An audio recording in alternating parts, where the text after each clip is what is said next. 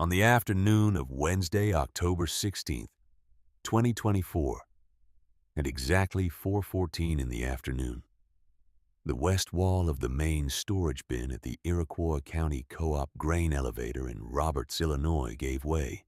It did not groan first. It did not lean and settle and give anyone a warning they could act on.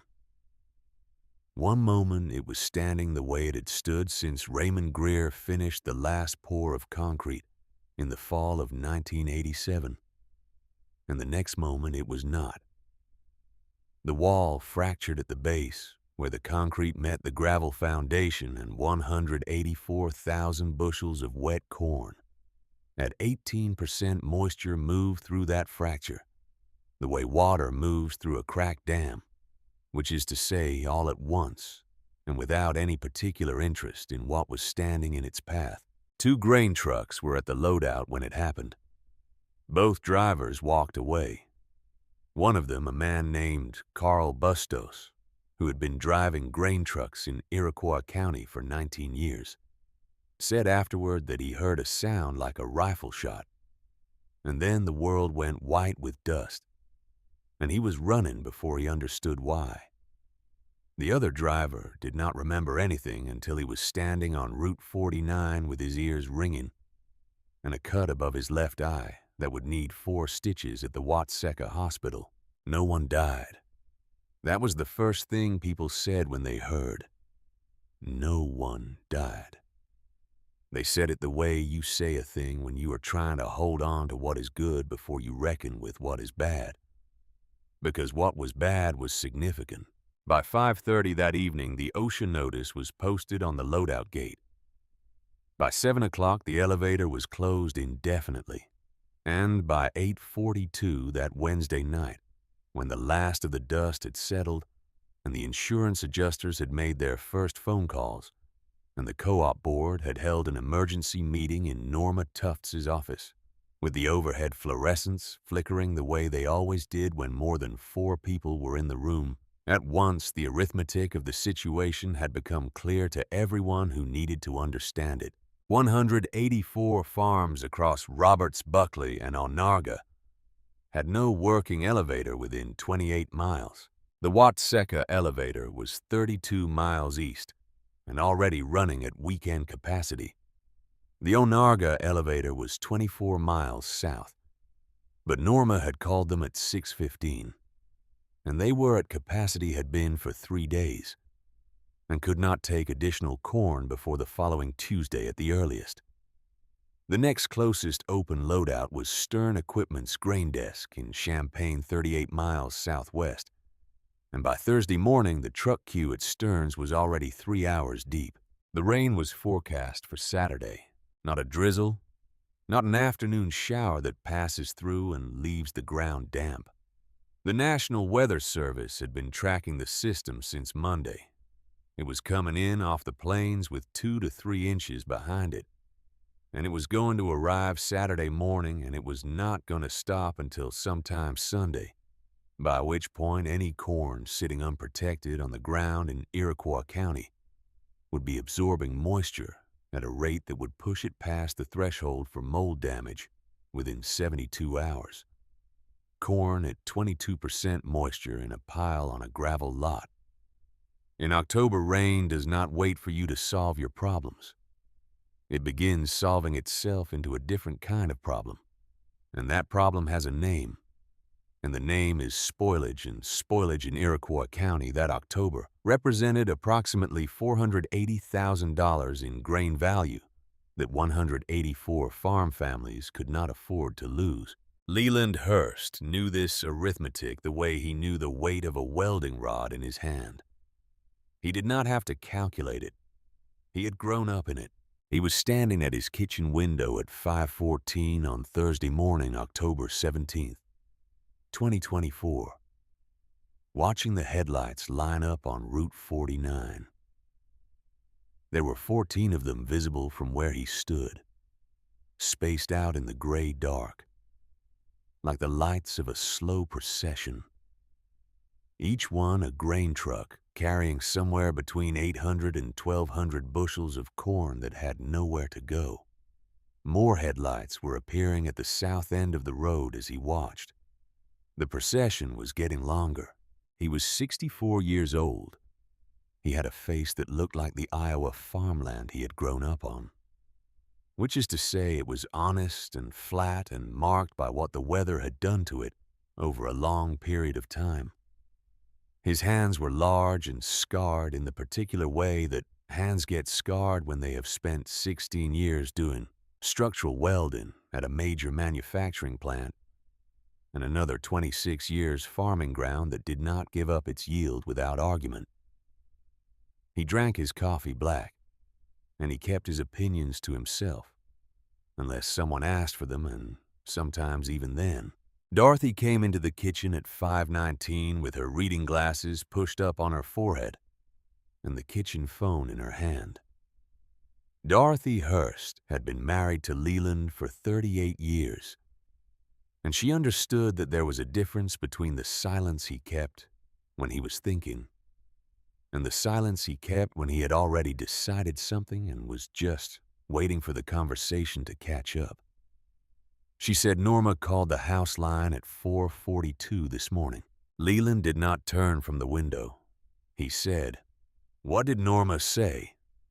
Dorothy said Norma said, "The bin is a total loss. The state inspector is on site at 8 this morning. The co-op insurance covers the structural loss on the bin itself, but not the cost of building a temporary alternative. Norma said the loadout structure on the rail spur is intact. Only the storage bin failed." Leland watched a set of headlights slow and join the line on Route 49. Dorothy said, "Norma said the rail spur loadout structure is still functional. The conveyor is intact. The pit is intact. If someone could build a temporary drive-over ramp connecting the truck dump to the rail, loadout trucks could dump directly into the rail cars. She said it would normally take a contractor 8 weeks. She said, we don't have 8 weeks. Leland said we have until Saturday afternoon before the rain hits. Dorothy said, that's what Norma said. Leland turned from the window. He set his coffee cup on the counter with the careful deliberateness of a man who has just made a decision and is now moving into the part of the morning where decisions become actions. He said the ramp needs to be 24 feet wide, 14 feet tall at the dump end, sloped at 12% grade with a gravity pit feeding the rail loadout conveyor. Dorothy looked at him. He said 6 men plus me, 3 14-hour days if the materials are on the ground at sunrise Friday. I need oak timbers, steel, I-beams, a skid steer, a telehandler, a rough terrain forklift, a welding rig with a generator and a portable PTO conveyor. Dorothy said Leland. He said, I know who to call. She said, I know you do. She was quiet for a moment. Then she said, call Calvin first. Calvin coordinates the Cross Brand Club. He knows who has what equipment sitting in what shed. Leland said, I'm calling Calvin at 5:42. Dorothy refilled his coffee without being asked and went to the kitchen table and sat down with her own cup and did not say anything else because there was nothing else useful to say. Outside on Route 49, the line of headlights had grown to 22. The Cross Brand Club had been running in Iroquois County for 11 years. It was not a formal organization in any legal sense. There was no charter, no dues structure, no officer elections. What it was a group of men across 3 counties who had figured out that the equipment you needed in an emergency was almost never the equipment you happened to own. And that the neighbor who could be on your gravel lot at 7 in the morning with a telehandler and 12 hours to spare was worth more in a crisis than any insurance policy that required 3 weeks of claims processing before it paid out. Leland had started it the way most useful things get started in rural Illinois, which is to say, by doing it once, and then doing it again, and eventually realizing that what he had been doing had a shape, and that the shape was worth preserving. He had a call list in his head that he had been refining for a decade. He knew who kept their equipment maintained and who let things sit. He knew who answered the phone at 5 in the morning and who let it ring. He knew specifically, and without having to think about it very hard, that Calvin Pratt would answer the phone at 5:42 on a Thursday morning and have 6 names organized in his head before the call was finished. Calvin answered on the second ring. Leland walked him through the Norma Tufts conversation, the structural specs of the temporary drive-over ramp, the materials list, the 6-man crew requirement, and the Saturday rain deadline. Calvin listened with both hands flat on his kitchen table, which was something his wife Ruth had noticed he always did when Leland Hurst was talking to him about something that required his full attention. Calvin said, 6 men plus you. That's 7. Leland said, that's 7. Calvin said, all right. He began naming names. Garth Tilsley had 80 acres of cured oak timber off his back lot that had been drying since the summer before last and was ready to work. Rufus Hemmings had 24-inch steel I-beams in his equipment shop, left over from a bridge repair on the north end of his property. Adley Cordis had the welding rig, the generator, and a plasma cutter that he maintained the way some men maintain vintage firearms, which was obsessively and without apology. Wayland Osborne had an 18-inch grain auger and a portable PTO conveyor that he had built himself 8 years ago, and that Leland happened to know was rated for the load the ramp would require.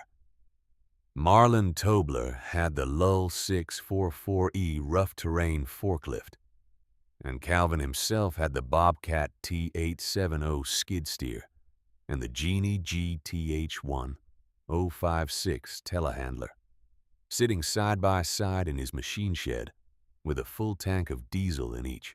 Calvin said, that's the Cross Brand Club at full strength on a Thursday morning. Leland said, that's the Cross Brand Club at full strength.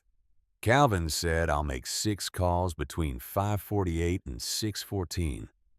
Everyone will be on Norma's gravel lot at the Roberts loadout by 7 with the materials in tow. Leland said, 7 o'clock. Calvin said, Leland, who do you call first for the permit? This was the question that Leland had been turning over since 4:53 that morning, when he first understood what he was going to propose. Emergency authorization for a temporary loadout structure under state grain handling code required a permit from the Illinois Department of Agriculture Bureau of Markets. The permit required a signed structural design from a licensed engineer, and the permit officer for Iroquois County was a man named Warren Forsyth, who had been at that desk for 18 years, and who, in Leland's experience, moved through the world with the careful, methodical precision of a man who believed that the rules existed for good reasons, and that the good reasons did not stop applying simply because the situation was urgent. Leland said, I'll handle Warren Forsyth. He said it the way you say a thing when you mean that you understand it will be difficult and you have decided to do it anyway. He hung up with Calvin and stood in the kitchen for a moment with the phone in his hand. Dorothy was looking at him from the table. He said, I'm going to go out to the shop for a few minutes before I call Warren. She said, I know. The shop was a metal building at the back of the Hurst farmstead that Leland's father had put up in 1971, and that Leland had expanded twice, once in 1993 and once in 2008. It smelled the way that shops on working farms smell, which is diesel and cut metal and machine oil and the particular dusty undertone of concrete that has absorbed decades of use. The 1981 John Deere 4640 sat along the east wall with 12,400 hours on the meter, and its original factory green paint worn thin at the places where hands and tools had contacted it over 43 years. Leland had paid for it in full in 1981 and it had never carried a lien. He went to the wooden workbench along the back wall and opened the bottom drawer and took out the notebook. It was a composition notebook, the black and white marbled kind, and it was old enough that the cover had gone soft and the corners had rounded from years of being handled. His father, Earl Hurst, had filled it over the course of roughly 2 decades. Starting sometime in the early 1960s, Earl had worked the ground in Iroquois County his entire adult life, and he had understood the way practical men of his generation understood things that knowledge which existed only in your head died when you did. So he wrote it down. Load distribution calculations for grain handling structures on clay-heavy soil. Weld specifications for agricultural equipment repair. The way water moved through the ground in this particular part of Illinois after a wet spring. Notes on the rail spur loadout structure that Earl had helped design and build in 1967, back when the co-op was new, and the rail line was the only reliable way to move grain out of the county before the roads were properly improved. That rail spur structure was still standing. It was what Leland intended to connect to. He stood at the workbench with the notebook open and read the pages he already knew by memory, and thought about what the next 72 hours were going to require of him. Then he thought about something else. He thought about the fact that what he was about to propose doing required a signed structural design from a licensed engineer, and that the last time he had checked on his Illinois Class B structural credential, it had been current through January of 2026. He had not checked recently because he had not needed to. He was a farmer now. He had not done certified structural work since Caterpillar. He kept the credential current out of habit, and because his father had told him once that credentials were one of the few things that cost you almost nothing to maintain and could be worth everything on the one day you needed them. He went back to the kitchen.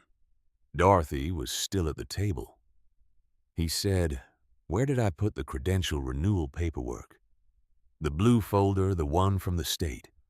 Dorothy did not answer immediately, which was itself an answer of a kind. He said, "Dorothy." She got up from the table and went to the filing cabinet in the small room off the kitchen that served as a home office, and came back with a blue folder. She set it on the table, and she did not look at him in the particular way that she did not look at him when she was letting him arrive at something himself instead of being told. He opened the folder. The Illinois Class B structural credential issued to Leland Ray Hurst had expired on April 14th, 2024, 6 months ago. He had missed the renewal window in the chaos of the spring planting season and had not thought about it since. He stood at the kitchen table with the folder open and read the expiration date twice to make sure he was reading it correctly. Then he sat down. Without a current credential, he could not sign the structural design. Without a signed design, Warren Forsyth could not issue the emergency permit. Without the permit, there was no temporary ramp. Without the temporary ramp, there was no place for 184 farms to take their corn before Saturday's rain. He sat with this for a long time. He turned it over the way a man turns over a heavy piece of equipment, to look at what is underneath, knowing the thing is going to be awkward to move, and doing it anyway because you need to see what is there. Dorothy sat back down across from him and wrapped both hands around her coffee cup. She did not say anything. He said, "The credential lapsed in April." She said, "I know." He said, "You knew." She said, "I found the renewal notice in the truck in June, in the door pocket. It had slipped down under your work gloves. You had been meaning to deal with it." He said, "Why didn't you tell me?" She said, "I put it in the filing cabinet. I assumed you would find it when you needed it." He looked at the folder.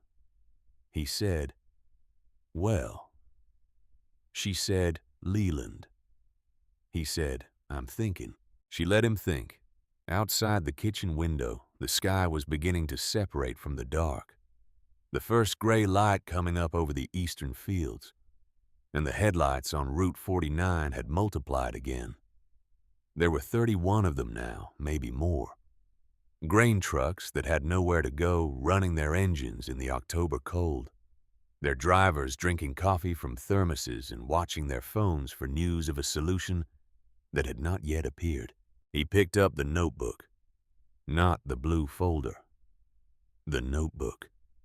He turned to the back pages, the ones his father had written in the late 1970s, when he was getting older and knew it, and was putting down things he thought might matter to someone after he was gone. The last page had 3 sentences on it in Earl Hurst's deliberate block handwriting. The first sentence said, "You know how to do the work." The second sentence said, "The piece of paper says you are permitted to do the work." The third sentence said, "These are not the same thing, and when they come apart, you need to decide which one you believe in." Earl Hurst had died in 2012. Leland had read these 3 sentences perhaps 40 times since then. He had never needed them in precisely this way before. He closed the notebook. He picked up the phone and called Calvin Pratt back at 5:42 and told him to make his 6 calls. Then he called Warren Forsyth. Warren Forsyth answered on the 3rd ring with the careful alertness of a man who had been awake for a while and was expecting the phone to ring.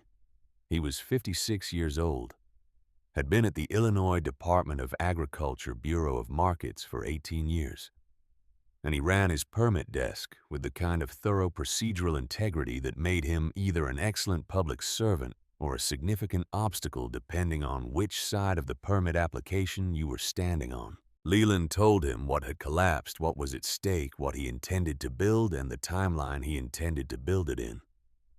He told him about the 7 men and the materials and the structural design based on his father's rail spur work from 1967. He told him about the Saturday rain. He did not tell him about the credential yet. Warren said, "I can be on site at the Roberts loadout at 9 this morning for the permit assessment." Leland said 9 o'clock. Warren said, "The structural design needs to be signed by a credentialed engineer before I can issue emergency authorization." Leland said, "I understand." Warren said, "You'll have the signed plans at 9. Leland said, "I'll have the plans." He did not say the rest of it. Not yet. That conversation was going to require the plans to be good enough that the absence of a current credential became the only remaining obstacle, not one of several. He needed Warren to see the work before he told him about the paperwork. That was the sequence. At 7 o'clock on Thursday morning, October 17th, 24/7 men pulled onto the gravel lot of the Iroquois County Co-op grain elevator at the Roberts loadout with their equipment in tow. The collapsed concrete silo still leaned at a 14-degree angle against the rail spur loadout structure, which was intact. 184,000 bushels of wet corn lay across the gravel between the collapsed bin and the rail cars in a pile that stretched roughly 320 feet from end to end. It smelled of wet grain and concrete dust, and something else underneath that, something harder to name, which was the smell of a season's work that had not yet found its ending. Norma Tufts met them in the gravel lot. She was 51 years old and had been managing this co-op for 14 years. And she had the bearing of someone who had handled difficult things before and was now handling another difficult thing with the same practical calm she brought to all of them. She had been at this lot since 5:30 that morning. There were dark circles under her eyes that suggested she had not slept, and her boots were wet from walking the perimeter of the corn pile in the early dark. She looked at the 7 men and their equipment and the materials on the trailers, and she said to Leland, "What do you need from me?" He said, access to the rail spur structure in the pit, a flat surface to work the design plans on, and coffee if you have it because we're going to be here for a while. She said, I have a table in the office and a pot that's been running since 4:30. He said, that'll do. The materials inventory took 40 minutes. Garth's oak timbers were cured and clean 4-inch boards that would lay tight across the frame, with no gaps worth measuring. Rufus's I-beams were commercial grade, exactly what the design required. Adley's welding rig was a Lincoln Electric 350MP that Leland knew from working alongside Adley on 3 previous Cross-Brand Club jobs, and it was in the condition that Adley kept all of his equipment, which was as close to perfect as anything mechanical gets to be. Calvin's Bobcat and telehandler were fueled and ready. Marlin's Lull was fueled and ready. Wayland's PTO conveyor had been bench-tested the previous summer and was rated for the load. Everything was on the ground. At 847, a black Chevrolet Suburban, with Illinois commercial plates turned onto the co-op's gravel drive and parked at the edge of the lot near the gate. The man who got out of it was wearing a dark wool overcoat over a dress shirt with no tie, and boots that were very clean and very new, and had never been worn in mud. He was perhaps 50 years old, with the kind of face that had been shaped by a long time spent in rooms where decisions got made without physical consequence, and he moved through the gravel lot with the particular ease of someone who was accustomed to being the most important person present in any situation he entered. His name was Preston Malone.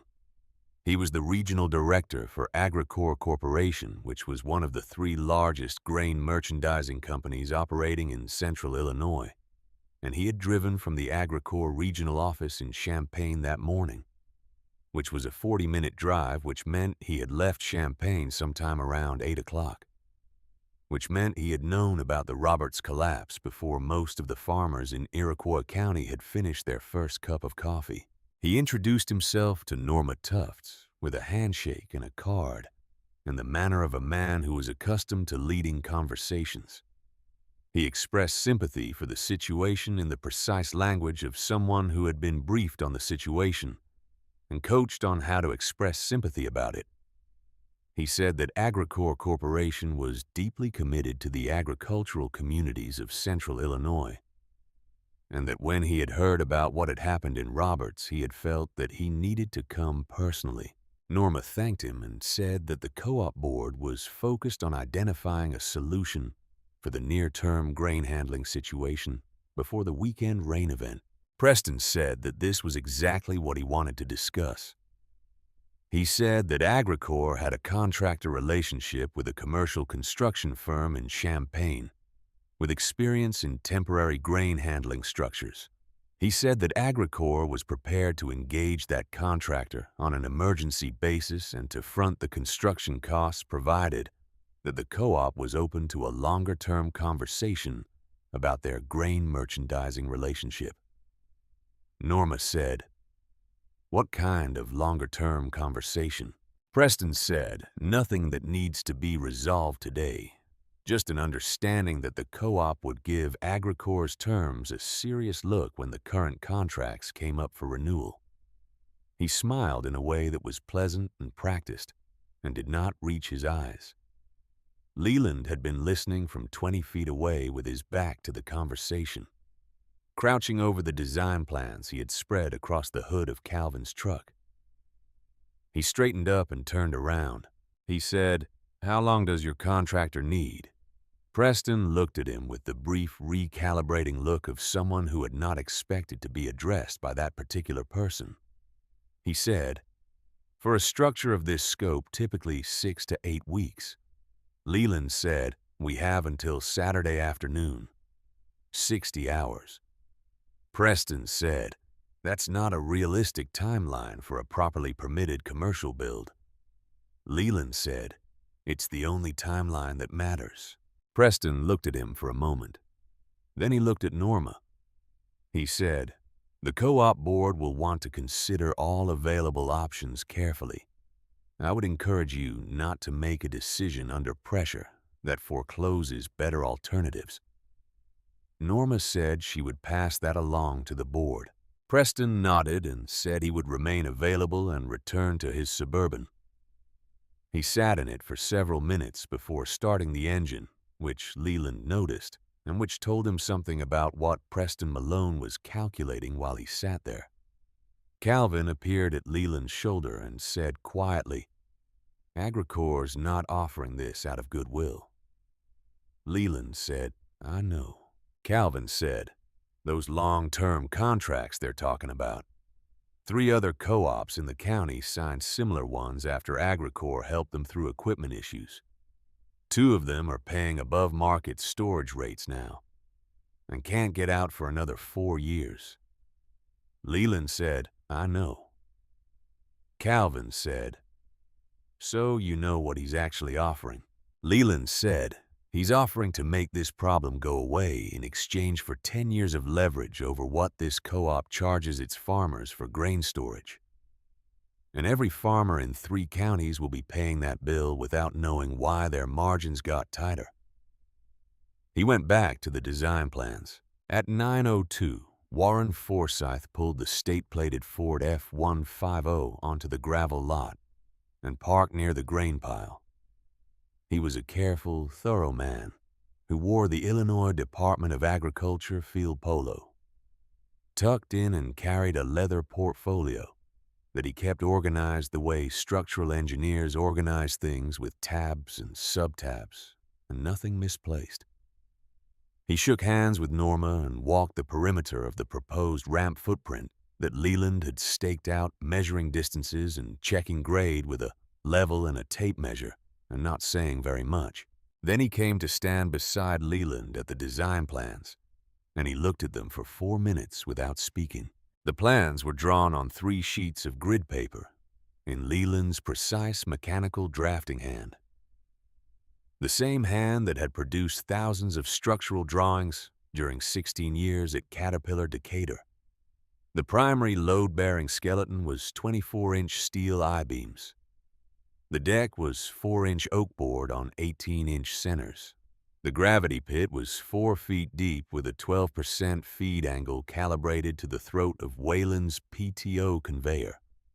The design loaded at 80,000 pounds gross vehicle weight, which was the DOT weight limit for a loaded 5-axle grain truck in Illinois, with a safety factor of 1.3 built into the I-beam spacing. Warren said, "The structural math is sound." Leland said, "Yes." Warren said, "Who is the engineer of record?" There it was. The question Leland had been moving toward since 5:14 that morning. He said, "I am. I ran the structural welding crew at Caterpillar Decatur from 1982 through 1998. I hold the Illinois Class B structural credential." Warren opened his portfolio to the credential verification section. He looked up the number Leland gave him in the state registry on his phone. He was quiet for a moment. He said, "Your Class B credential lapsed in April of this year." Leland said, "Yes." Warren said, "You knew that when you called me this morning." Leland said, "Yes." Warren looked at him, not with anger exactly, with the expression of a man who had been handed a situation that required him to think carefully about what his job actually was. He said, "Without a current credential, I cannot accept your signature on these plans. And without signed plans, I cannot issue emergency authorization under state grain handling code." Leland said, "I understand the regulation." Warren said, "Then you understand the problem." Leland said, "I understand both problems." He let that sit for a moment. Then he said, "The problem with the regulation and the problem with 184 farms and 2 inches of rain on Saturday." Warren looked out at Route 49, where the line of grain trucks was now visible from the co-op lot, backed up further than it had been an hour ago, engines running. He looked at the collapsed bin. He looked at the intact rail spur structure. He looked at 7 men standing next to $300,000 worth of equipment that was fueled and ready and waiting for someone to say go. He put his pen against the edge of his portfolio and held it there without clicking it. He said, "I need to make a phone call." He walked to his truck. Leland watched him go. Calvin appeared at his shoulder again and said nothing, which was the right thing to say. Leland picked up the notebook from the hood of Calvin's truck and held it in both hands, without opening it the way you hold something that has weight beyond its physical weight. His father had built the rail spur loadout structure in 1967, with a hand level and a surveying chain and a crew of 4. There had been no computer-generated load analysis. There had been no 6-week contractor timeline. There had been an understanding of how much weight the ground could hold and how to distribute it and how to connect the pieces so they would stay connected. And there had been men who showed up before sunrise and did the work. 57 years later, the structure was still standing. It was what he was about to connect to. Warren Forsyth came back from his truck 12 minutes later. He walked directly to the design plans on the hood of Calvin's truck and opened his portfolio to the permit authorization form. He said, under Section 4.7 of the Illinois Emergency Grain Handling Provisions, I have authority to issue a temporary operational permit for emergency loadout structures when the applicant demonstrates equivalent structural competency through documented professional experience, when the structural design meets or exceeds applicable load standards, and when the public benefit of the emergency structure outweighs the procedural risk of credentialing variance. He said this in the careful, even tone of a man reading from something he has memorized and believes. Then he said, I will sign the permit as the credentialing engineer of record under the emergency provision. That means my signature is on this structure. That means if something fails, it fails on my record, not yours. He paused. He said, you need to understand that I am making that decision because the structural plans in front of me are correct. Not because of the deadline, and not because of the rain, because the plans are correct. If they were not correct, we would not be having this conversation. Leland said, I understand.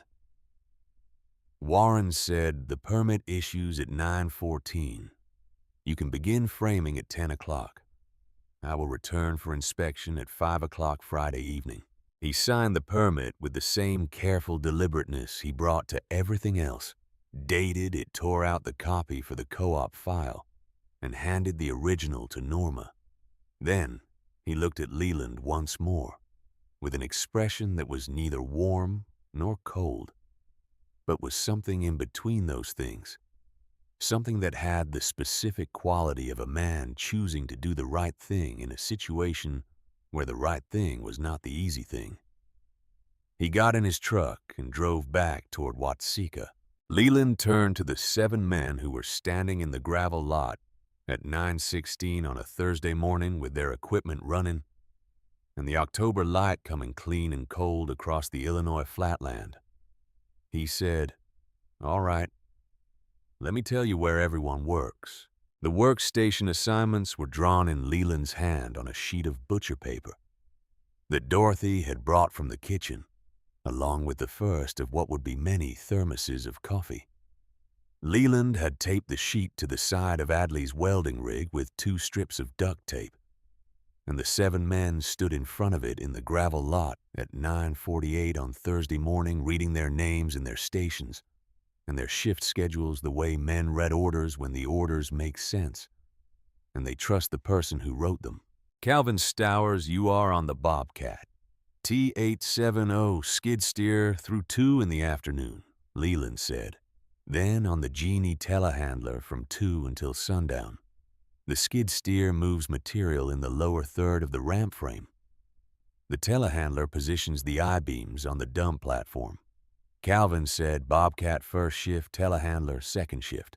Marlon Tobler, you are on the Lull 644E forklift across both shifts. The I-beams need to land within a quarter-inch of mark on the foundation stakes. Every beam. Marlon said, within a quarter-inch on every beam. Garth Tilsley, you supervise the oak timber decking. Lay the 4-inch boards on 18-inch centers across the lower third of the frame today. Upper deck across the dump platform tomorrow morning after the primary I-beam structure is welded and inspected. Garth said 18-inch centers on the lower deck today. Upper deck Friday. Adley Cordis, you run the welding rig and the plasma cutter. Every primary load-bearing weld is mine. Every secondary deck attachment, every bracket, every rail mount is yours. Adley said, primary weld's yours. Secondary attachments, mine. Rufus Hemmings. You cut and place the 24-inch steel I-beams. 6 primary I-beams in the foundation. 4 secondary I-beams in the dump platform. Frame 2 cross-bracing I-beams at the gravity pit. You cut to spec on the plasma cutter, and Marlon sets them on mark. Rufus said 6 primary 4 secondary 2 cross-brace. Wayland Osborne, you install the 18-inch portable PTO conveyor at the gravity pit feed. The conveyor belt has to bench test at full load before Warren Forsyth arrives for the 5 o'clock inspection Friday. That means it runs under load by 2 o'clock Friday afternoon at the latest. Wayland said conveyor installed and bench tested by 2 Friday. Then Leland said, I am on every primary load-bearing weld and every structural inspection between workstations. I am also the lead design engineer on this build, and I will answer every technical question that comes up during the frame. If something does not look right to you, you stop, and you tell me before you continue. Not after. Before. There was a moment of quiet among the 7 men in the gravel lot.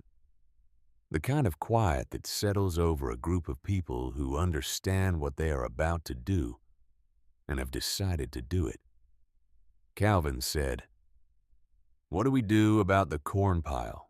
The 184,000 bushels of wet corn that had come out of the collapsed bin still lay across the gravel, between the bin and the rail spur. It was not in the direct path of the ramp build, but it was close enough to the foundation footprint that the equipment would need to navigate around it. The smell of it had gotten stronger as the morning warmed the particular thick, fermented smell of wet corn beginning to work in the open air. Leland said, Leave it. The corn is not our problem this week. The ramp is our problem this week. When the ramp is running, Norma can figure out what to do with the pile. Norma, who had been standing at the edge of the group, said, The co-op board is looking at options for the pile. The state inspector thinks it may be salvageable if it gets moved to covered temporary storage by Monday. Leland said, Then Monday is a Monday problem. It is Thursday morning and we have work to do. They began at 10 o'clock. The first thing Leland did was walk the entire ramp footprint one more time, with a tape measure and a level checking the grade stakes he had set the previous hour against the design specifications. 12% grade. The grade had to be consistent across the full 84-foot length of the ramp, because an inconsistent grade would create load distribution problems at the point where a fully loaded grain truck came off the crest and the weight shifted forward into the dump platform. He had calculated the load distribution 3 times on paper. He had also calculated it in his head twice using the same methodology his father had used for the rail spur structure in 1967, which was to think about where the weight wanted to go and then build a path for it. The ground was level where he needed it to be level. The grade was consistent within a quarter-inch across the full length. This was good ground to work with the packed gravel of a working elevator lot that had been driven on by loaded grain trucks for 37 years without subsiding. He said, "All right." Foundation I-beams first. Rufus went to work on the plasma cutter at 10:07. The sound of it cut across the October air in the sharp blue way that plasma cutting sounds, and the men on Route 49 who were still sitting in their trucks, waiting, turned their heads toward it, the way people turn toward a sound that means something is happening. The primary I-beam work took the full first shift. Marlin ran the lull with the precision Leland had asked for, setting each I-beam within the tolerance specified, while Calvin moved material with the Bobcat, and Garth began laying out the oak timber inventory in the staging area. At the south end of the lot, Leland ran the foundation welds in sequence, working from the base of the ramp upward, each weld laid in the deliberate, careful rhythm of a man who had done this 10,000 times and knew that the difference between a weld that holds and a weld that fails is not dramatic. It is the 2 seconds of attention you give to the puddle at the end of the pass. Dorothy arrived at 11:15 with the auxiliary kitchen tent that the Roberts Volunteer Fire Department kept in storage for community events. She had called Marge Hensley and Ann Brixby from the Fire Department Auxiliary at 6 that morning, and the three of them set up the tent on the east side of the lot with a propane burner, a 40-cup coffee urn, and enough supplies for 2 days of feeding 7 working men, plus whoever else showed up. Other people began to show up around noon. Not to help exactly, though, some of them did. Mostly they came to watch the way that people in small communities come to watch when something consequential is being done. Farmers who had trucks waiting on Route 49. Neighbors from Roberts who had heard on the county radio scanner what was happening at the co-op lot. A man named Ed Cassidy who was on the co-op board and who stood at the edge of the work area with his hands in his jacket pockets and watched Leland run welds for 20 minutes without saying anything, and then went over to Dorothy's kitchen tent and got coffee and stood there instead. Ed said to Dorothy, "It's going to work." Dorothy said, "Yes, it is." Ed said, "How do you know?" Dorothy said, "Because I have been watching that man work for 38 years, and I have never seen him start something he did not finish." Preston Malone came back at 2:17 in the afternoon.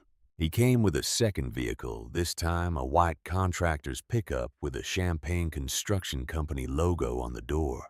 A man in a hard hat climbed out of the passenger side and looked at the ramp framing that had been going up since 10 that morning with the evaluating look of someone estimating costs and timelines. Preston walked to where Norma was standing near the office door. He said the contractor had completed a site assessment. He said they could have a temporary structure up within 48 hours if the co-op authorized the engagement today. He said Agricor would front the full contractor cost as a good faith gesture to the Iroquois County agricultural community. He said it again about the long-term merchandising conversation, softer this time, more like a suggestion than a condition. Calvin was standing within earshot. He looked at Leland, who was at the welding rig running a secondary brace attachment, and had not looked up. Norma said, "Mr. Malone, we have a permitted build in progress." Preston said, "I see that. I am not certain the timeline is realistic given the scope of the structure." Norma said, "The permit was issued this morning by the Illinois Department of Agriculture Bureau of Markets. The structural design was reviewed and authorized by the state permit officer." Preston looked at the ramp framing. It was roughly 40% complete at that point. The primary I-beam skeleton of the lower section, standing against the October sky and the clean geometric lines that structural steel makes when it is cut to spec and set on mark. He looked at it for a long time with the expression of a man who had expected to arrive and find less progress than he was finding. He said, "The offer stands. If your crew runs into difficulty meeting the inspection timeline, the option is available." Norma thanked him with the precise professional courtesy of a woman who had managed a grain co-op for 14 years and understood exactly what she was being offered and what it would cost. Preston and the contractor drove away. The contractor in the hard hat looked back at the ramp framing from the passenger window as the truck turned onto the road, and whatever he was thinking as he looked at it, he kept to himself. The afternoon shift ran through sundown at 6:12. By the time the light failed on Thursday, the lower two-thirds of the primary I-beam skeleton was welded and standing. Garth's oak timber decking covered the lower 40 feet of the ramp in 4-inch boards laid tight on 18-inch centers the deck surface level, and solid enough to walk on without flex. Wayland had the gravity pit excavated to its full 4-foot depth and had begun setting the conveyor mounting brackets in the pit walls. They ate Dorothy's food at 6:30, chili with cornbread and apple pie, and coffee that had been running all day. The 7 men sat on equipment cases and tailgates and the running board of Calvin's truck, and ate without a great deal of conversation the way working men eat when they have been at something physical since 10 in the morning and intend to be at it again by 7 the next day. Leland sat on the tailgate of his own truck with the notebook on his knee and went through the design specifications for the dump platform section, which was the most structurally demanding part of the build. The dump platform needed to support the forward axle weight of a fully loaded 5-axle grain truck at the moment of transition from the ramp grade to the dump position, which was the highest stress point in the entire load cycle. He had calculated this correctly in the design. He knew he had calculated it correctly. He went through it again anyway. Garth sat down next to him and said, "Platform section looks manageable tomorrow morning if we start the upper deck framing by 7. Leland said, 7 o'clock upper deck. I need the 4 secondary I-beams for the platform frame set and welded by noon. Garth said, they'll be set by noon. Leland said, then the deck boards go on the platform in the afternoon and Wayland finishes the conveyor installation while I run the platform welds." Garth looked at the design plans on Leland's knee. He was quiet for a moment. Then he said, "Your father built the rail spur structure." Leland said, 1967. Summer crew of 4. 6 weeks. Garth said, "And we are building the piece that connects to it in 3 days." Leland said, "The piece that connects to it." "Yes." Garth said nothing else. After a while, he got up and went to get more coffee from Dorothy's tent. Leland looked at the rail spur loadout structure on the far side of the gravel lot, the one his father had designed and built 57 years ago. It stood in the October dark with the solid, uncomplicated presence of something that had been built correctly and maintained faithfully, and had therefore outlasted the circumstances of its original construction. The grain elevator around it had changed 3 times. The road had been improved. The rail line had been absorbed into a different freight network. The co-op had changed management twice, an ownership structure once. The loadout structure Earl Hurst had built in 1967 had watched all of it happen and continued to stand. That was what correct work looked like across time. The night crew ran from 7 that evening through the dark hours. Not all 7 men stayed. Wayland and Garth went home at 9 to sleep and came back at 4:30 Friday morning. The others worked in rotating 2-hour rest shifts with Adley running the welding rig on secondary attachments and Rufus cutting and staging the platform, I-beams for the morning, and Calvin running the Bobcat to shift material loads in the work area by the light of 4 portable work lights that threw long shadows across the gravel.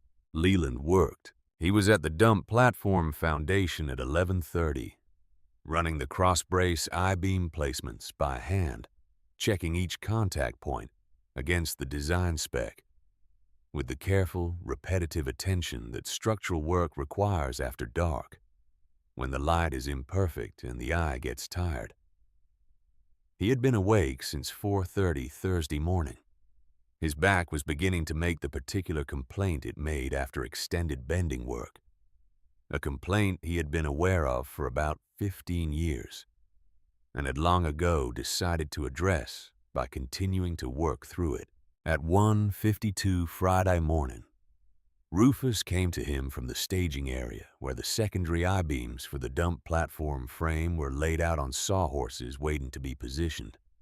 Rufus said, "Leland, come look at something." Rufus was a man who had been working with metal his entire adult life and who had learned from that work to trust the information his hands gave him about material condition. He had a flashlight in his hand, and he held it now at a low angle across the surface of the third secondary I-beam.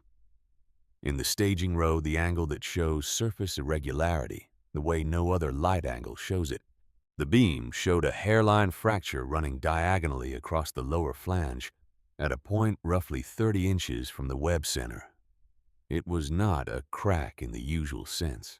It was fatigue, the kind of fatigue that accumulates in metal that has been loaded and unloaded over a long period of time without showing any outward sign of deterioration until the conditions are right for it to appear. The I-beam had come from Rufus's equipment shop, where it had been part of a rack support structure for perhaps 20 years. The rack had never been overloaded. The fatigue had developed anyway, slowly and invisibly, the way structural failure almost always develops. Leland looked at it for a long time. He crouched down and ran his thumb along the fracture and felt the slight opening in the metal surface and understood exactly what he was looking at and what it meant.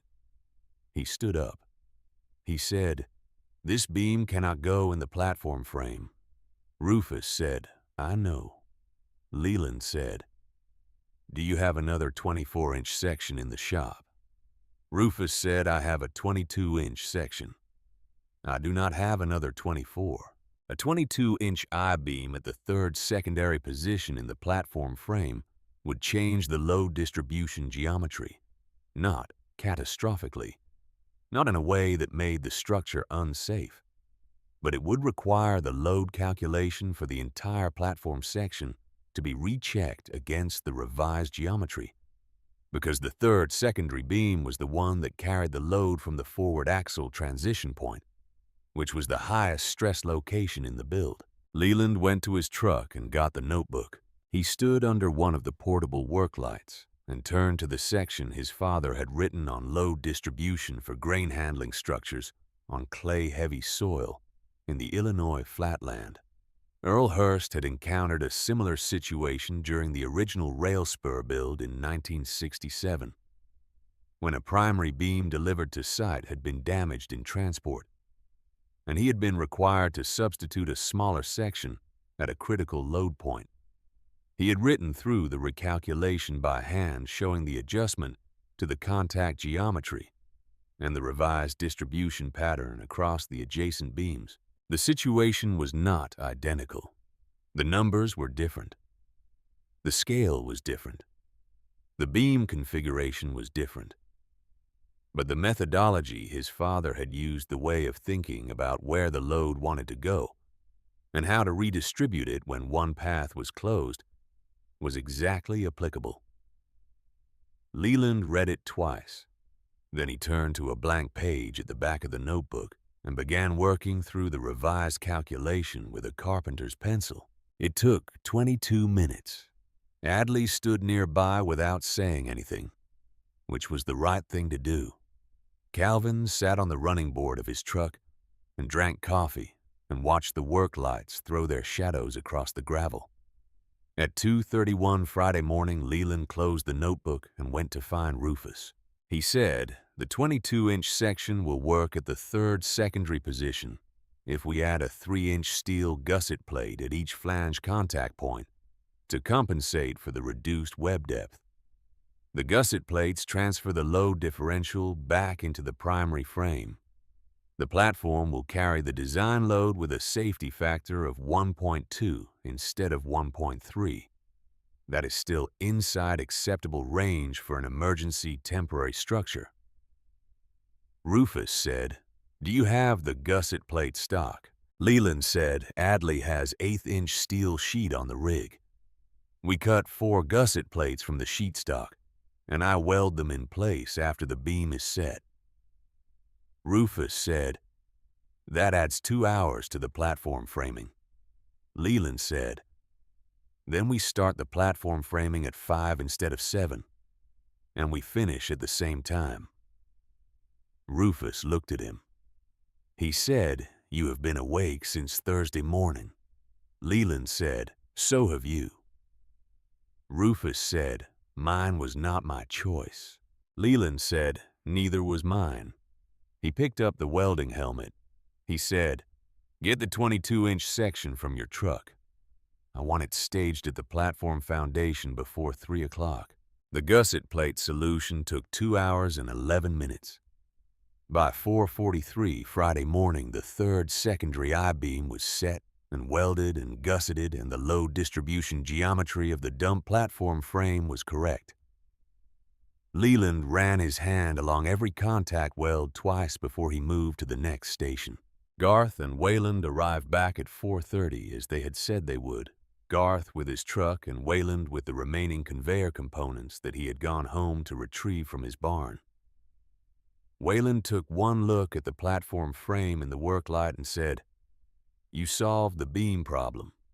Leland said Rufus found it at 2 this morning. Wayland said, "How?" Leland said, "He ran his hand along it in the right light at the right angle. He said, 'That is what 40 years of working with metal gets you.'"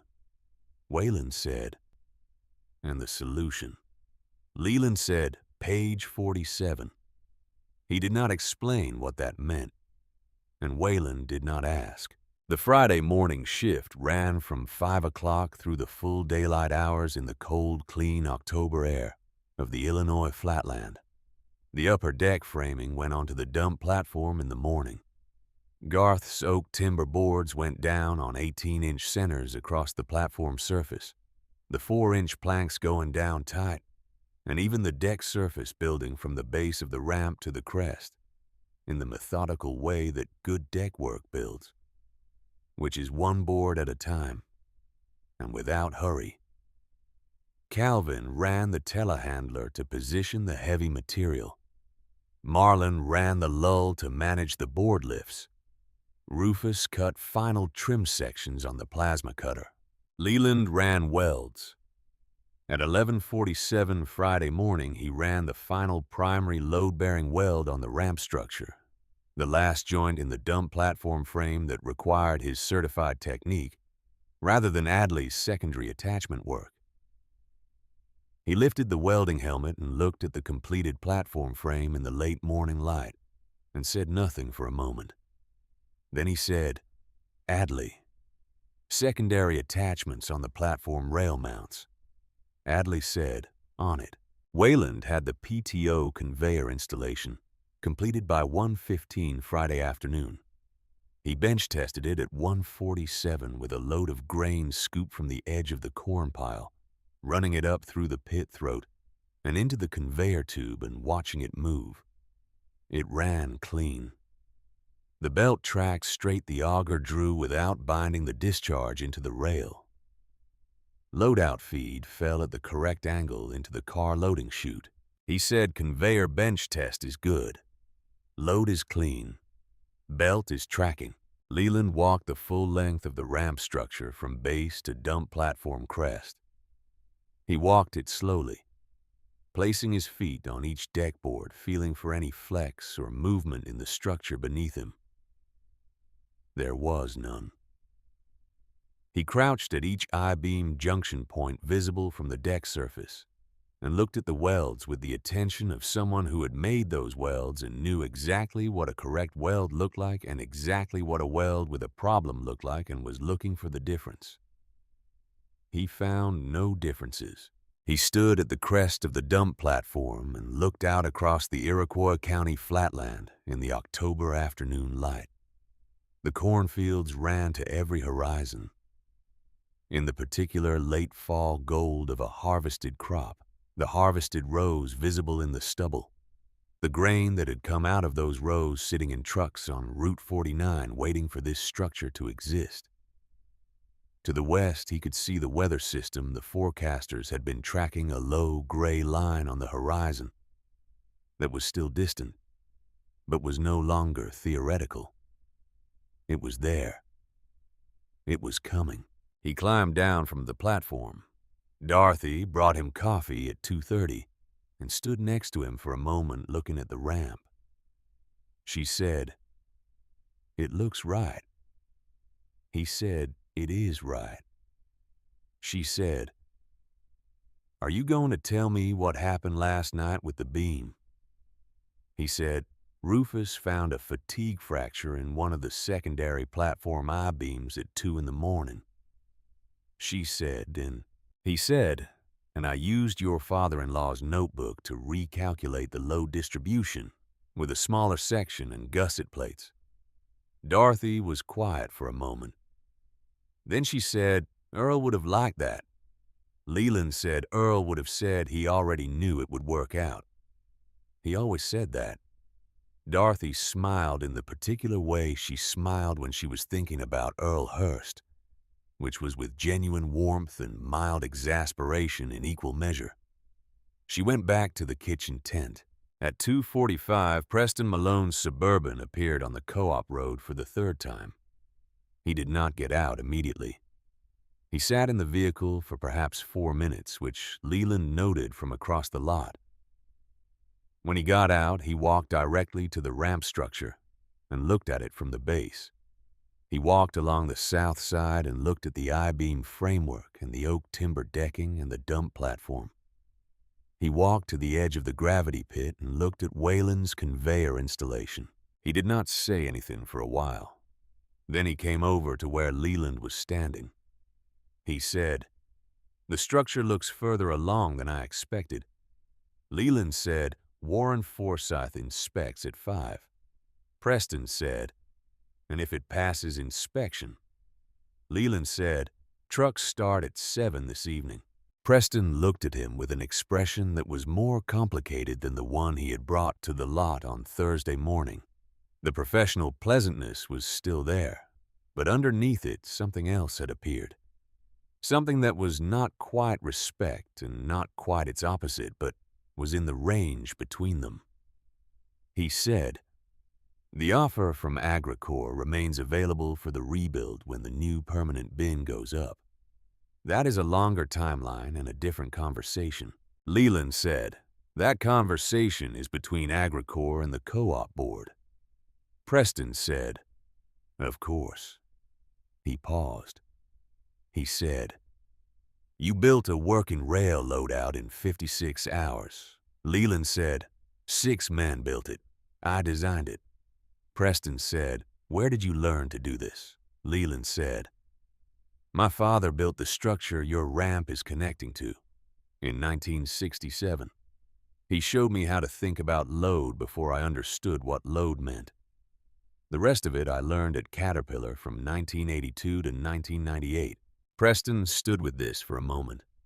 Then he said, "The contractor I brought Thursday said it would take his crew 4 weeks minimum to get to a permitted framing inspection." Under emergency conditions, Leland did not say anything. Preston nodded once the nod of a man closing a calculation and went back to his Suburban and drove away. This time he did not sit in the vehicle before leaving. At 4:44 Friday afternoon, Warren Forsyth's state-plated F-150 turned onto the Co-op lot. He came 15 minutes early, which Leland had expected. Warren Forsyth was a man who showed up early for inspections because arriving early gave him time to look at the structure before he began the formal process. And he had learned over 18 years that what you saw in the first 5 minutes before you had a clipboard in your hand was often as informative as what you measured with instruments. He walked around the base of the ramp without speaking. He walked along both sides of the full 84-foot length. He climbed the access steps that Garth had built at the south side of the ramp and walked the full-deck surface from base to platform crest in the same way Leland had walked it 2 hours earlier, placing his feet deliberately testing for flex. He crouched at the platform crest and looked at the primary weld joints. He stood at the dump platform edge and looked down into the gravity pit at Wayland's conveyor installation. Then he got out his instruments. The formal inspection took 81 minutes. Warren worked through the structure systematically, from foundation to platform, crest measuring I-beam placement tolerances, checking weld surface quality at the primary joints, testing the deck board installation with a probe for gaps, and flex checking the gravity pit grade with a digital level, measuring the conveyor feed angle against the design specification. He found the gusset plate modification on the third secondary platform, I-beam, at approximately the 60-minute mark. He looked at it for a long time. He measured the gusset plate dimensions and checked them against the revised load notation that Leland had added to the design plans by hand at 2:30 Friday morning. He looked at the original design and the revised notation and the fabricated solution, and was quiet in the way that structural engineers are quiet when they are following a chain of reasoning to see where it goes. He said, "This modification was not in the original design. Leland said I found the fatigue fracture in the original beam at 2 this morning. The substituted beam is 22-inch. The gusset plates compensate for the reduced web depth at the contact geometry," Warren said, "and the revised load calculation." Leland said, "It is in the notebook. The methodology is my father's from a similar substitution he made during the original rail spur build in 1967. I applied it to the revised beam dimensions." Warren looked at the notebook that Leland was holding. He said, "May I?" Leland handed it to him. Warren read the calculation pages, the original Earl Hurst work from 1967, and Leland's handwritten revision from 2:30 Friday morning for 6 minutes without looking up. When he closed the notebook, he held it for a moment before handing it back with a carefulness that acknowledged what it was. He went back to his clipboard. At 6:19, he came to the final item on the inspection form. He had been checking the conveyor installation, and he checked the discharge angle of the conveyor output into the rail loadout feed chute with his digital inclinometer twice. He checked it a third time. He said, "The conveyor discharge angle is reading 0.8 degrees below the design specification." The design specification called for a 12-degree discharge angle, calibrated to the throat of the rail loadout feed chute. The actual angle was 11.2 degrees. It was within what most field engineers would call workable tolerance. It was not within the tolerance that the state grain handling code specified for permanent structures. Warren stood at the gravity pit with his inclinometer and his clipboard, and the Friday afternoon light falling across the lot, and did not move for a while. Leland watched him. The 7 men who were nearby watched him. Nobody spoke. Leland thought about what was on Route 49. He thought about Ruth Greer and the mortgage payment in November. He thought about 184 farms and 2 inches of rain and a Saturday morning that was getting closer every hour. He did not say any of this. It was not information Warren Forsythe lacked. Warren wrote something on his inspection form. He wrote for approximately 2 minutes. Then he said, "Under Section 4.7 of the Illinois Emergency Grain Handling Provisions, field tolerance for angular variance on temporary conveyor installations in emergency loadout structures is plus or minus 1.5 degrees from design specification, when the variance does not affect discharge accuracy into the receiving vessel." He measured the discharge accuracy. A grain truckload placed in the gravity pit and run through the conveyor would discharge into the railcar loading chute within the design parameters at 11.2 degrees. The 0.8-degree variance was in the installation angle of the conveyor itself, not in the functional accuracy of the grain transfer. He wrote that on the form, too. He said, "The structure passes inspection." He signed his name on the operational authorization form at 6:28 Friday evening. The same careful, deliberate signature he had put on the emergency permit Thursday morning. He signed it as the credentialing engineer of record.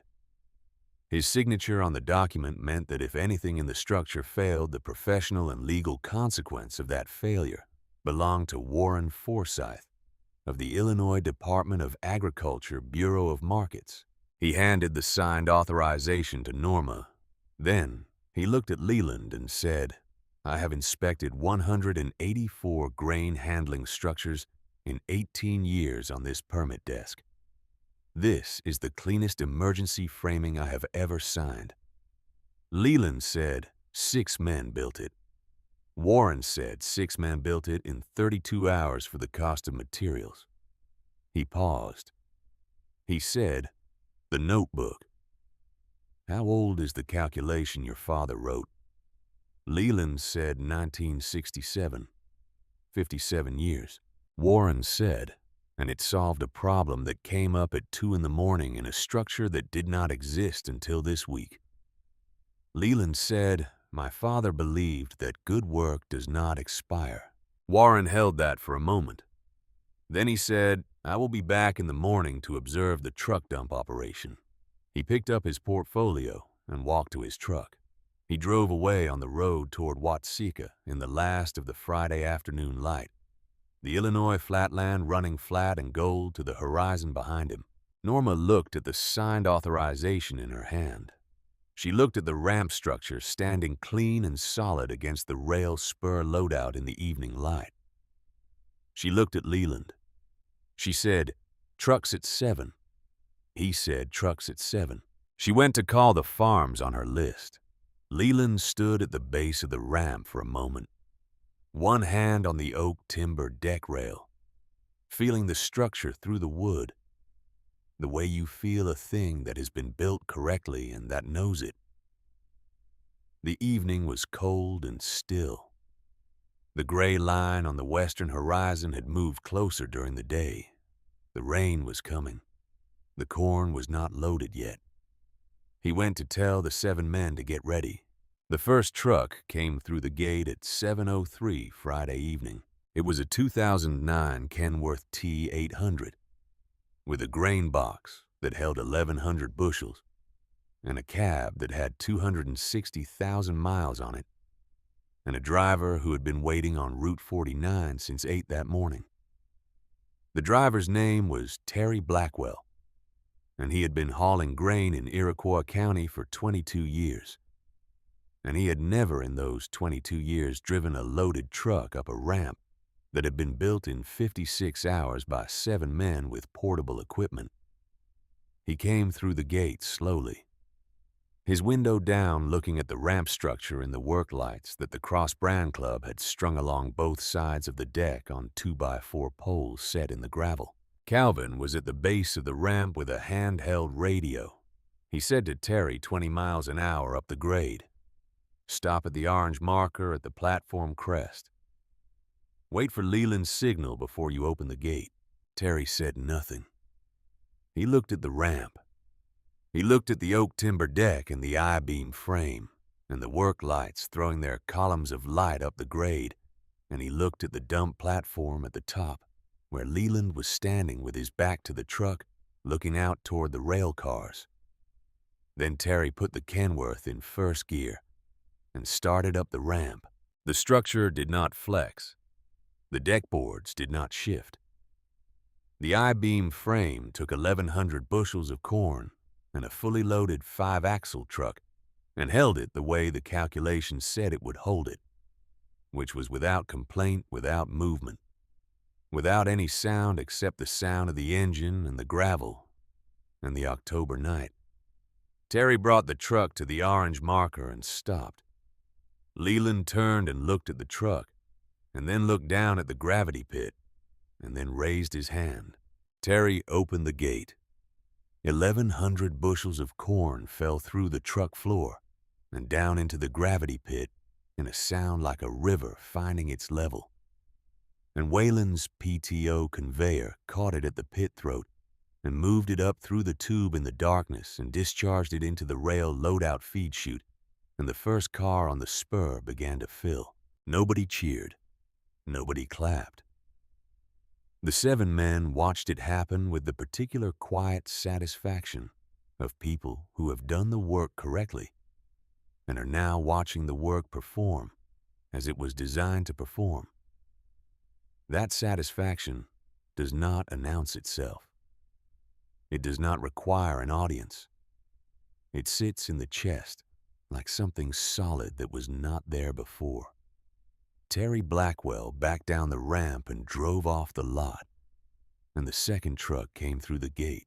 Norma Tufts stood at the lot entrance with her clipboard and her truck manifest and checked off each vehicle as it entered, recording the farm name and the load ticket and the time.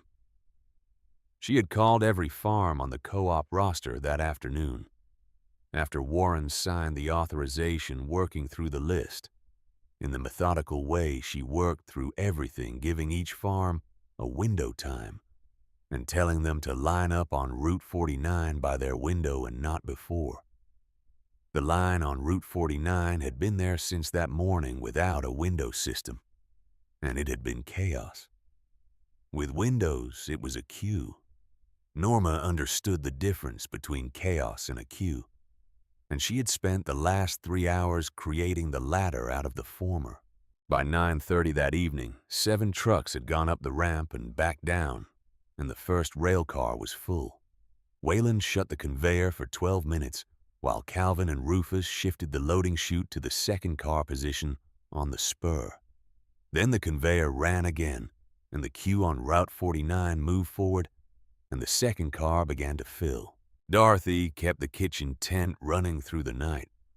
Coffee and ham sandwiches and the apple pies that Ann Brixby had been baking since Thursday morning in the Roberts 5FD kitchen, which was 6 pies by Friday night with 2 more in the oven.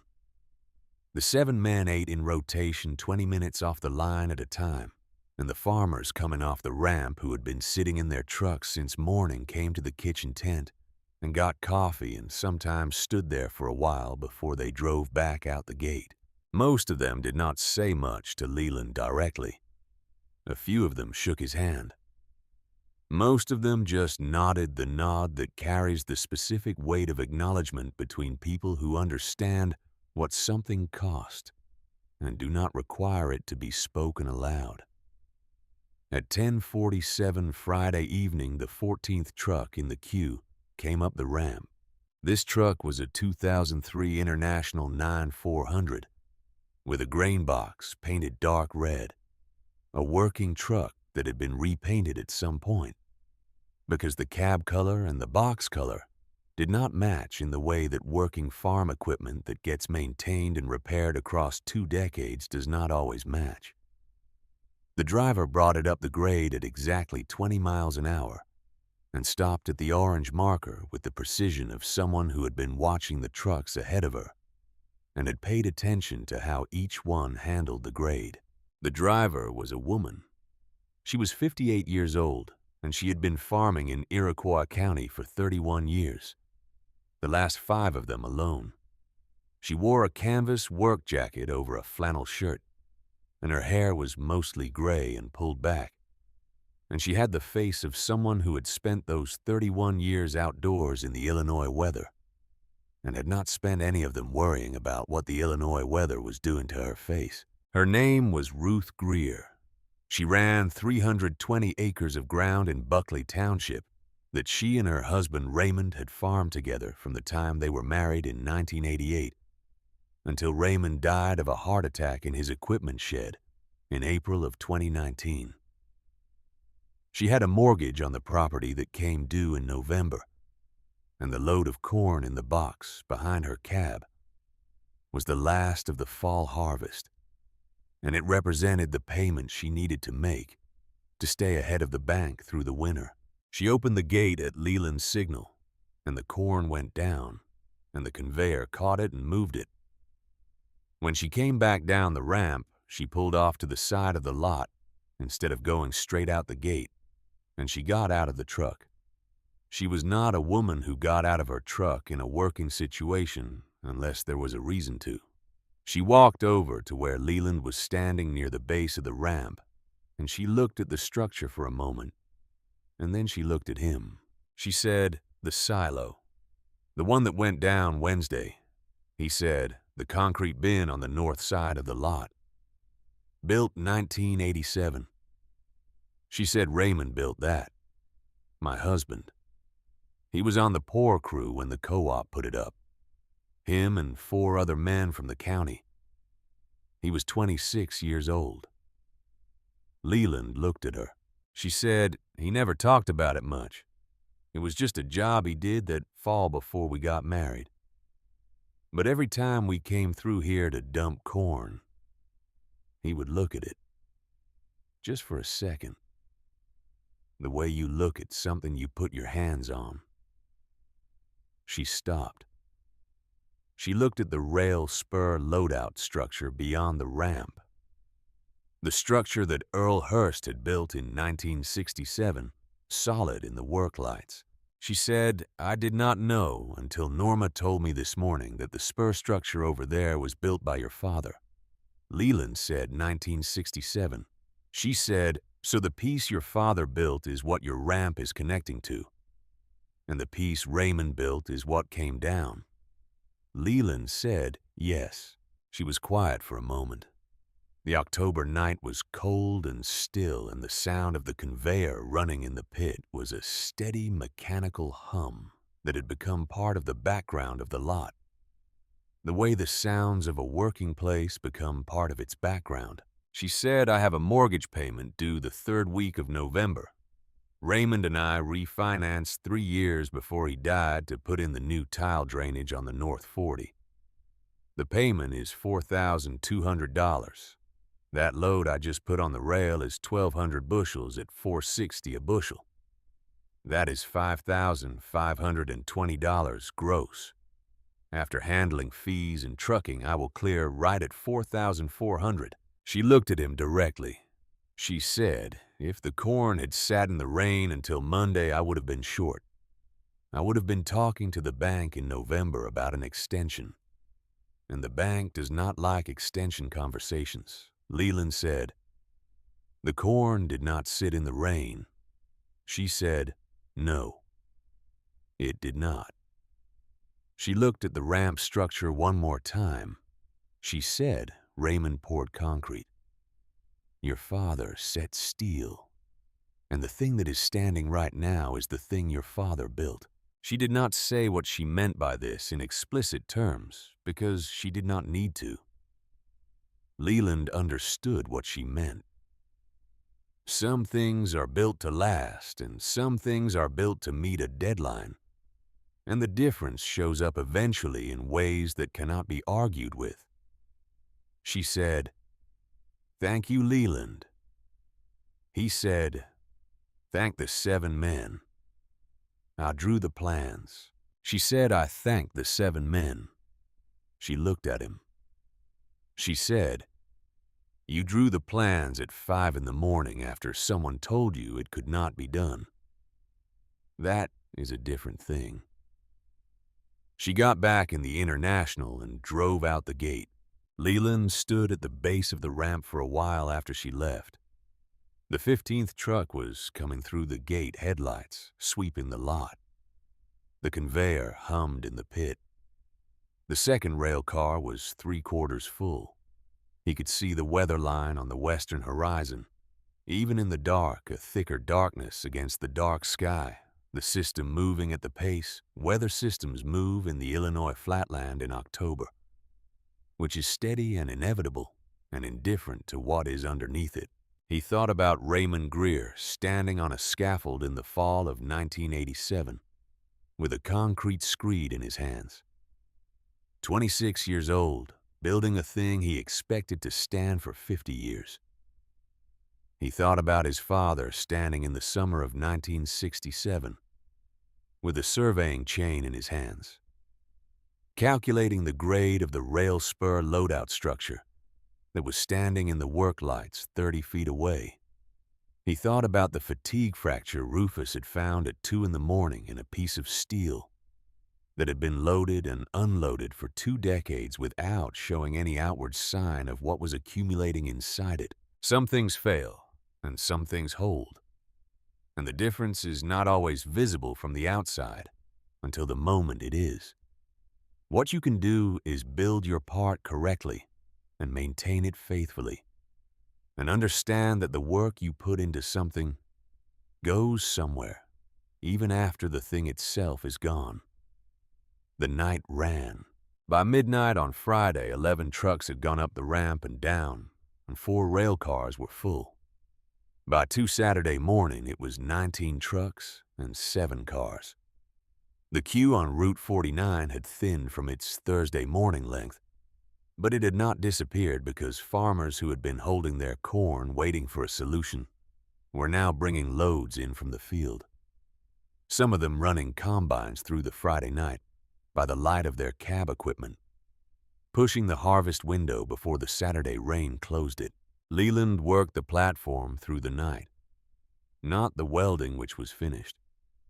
He worked the logistics of the dump operation, coordinating the truck windows with Norma, managing the car, shifting with Calvin and Rufus when each car filled, checking the conveyor operation with Wayland at the 2-hour marks to make sure the belt was tracking clean and the discharge angle was holding. At 3:17 Saturday morning, Wayland found him at the base of the ramp and said the conveyor belt was showing minor tracking drift on the return side. Nothing that affected the grain transfer, but something that would develop into a problem by afternoon if it was not addressed. They adjusted the tracking tension on the return roller together in the dark, with flashlights and cold hands, Wayland making the adjustment, and Leland watching the belt run and telling him left and right until the tracking was centered again. It took 18 minutes. The conveyor ran clean after that. At 4:30 Saturday morning, Dorothy came to Leland with coffee and a sandwich and stood next to him in the cold while he ate. She said, "How many cars?" He said, 9 full, 2 filling, 3 waiting. She said, "You need to sleep for 2 hours." He said, "I will sleep Sunday." She said, "Leland." He said, "Dorothy, I will sleep Sunday." She looked at him with the particular expression she had used for 38 years, when she had decided that something was not worth arguing about, which was an expression of quiet, resigned love that did not conceal the love or the resignation. She refilled his coffee and went back to the kitchen tent. The Saturday morning came up gray and cold. The cloud cover from the incoming system already blocking the sunrise, the light coming up flat, and even across the Illinois flatland without shadows. The farmers coming through the gate in the early hours were running their wipers on low, a mist in the air that was not yet rain, but was the advanced presence of it, the atmosphere beginning to communicate what the sky was about to do. By 8 Saturday morning, the truck queue had grown again as the full daylight brought more loads in from the field. The ramp was running at its design capacity of 4 trucks per hour through the dump cycle, smooth and consistent, each truck up the grade and down in 11 minutes from entry to exit. The oak timber deck had taken 230 truck passes by 8 Saturday morning and showed no flex, no shift, no surface damage of any kind. The I-beam frame had taken the cumulative load of those passes and was standing exactly as it had stood when Warren Forsythe signed the authorization Friday evening. Calvin said to Garth at the coffee tent, "How many loads do you think this ramp will take before it shows wear?" Garth ran his hand along the deck rail. He said, "That oak came off my back lot. It was drying for 14 months before we put it down. Properly finished and maintained, that deck will take 10,000 loads without significant surface wear." Calvin said, 10,000 loads. Garth said, "The I-beam frame underneath it will outlast both of us. That is commercial-grade steel welded by a man who learned at Caterpillar." He paused. He said, "The question is not how long the ramp will last. The question is what you intend to do with it." By noon, Saturday, the 12th rail car was full. The 13th was loading. The pace of the queue had not slowed. If anything, it had accelerated through the morning as the farmers who had been most skeptical about the ramp's ability to hold up under continuous operation saw that it was holding up and brought their loads in. Warren Forsyth arrived at 10 Saturday morning as he had said he would. He stood at the edge of the operation for an hour, watching the trucks go up and come down, watching the conveyor run, checking the structural frame with his eyes at the deck level and the foundation level.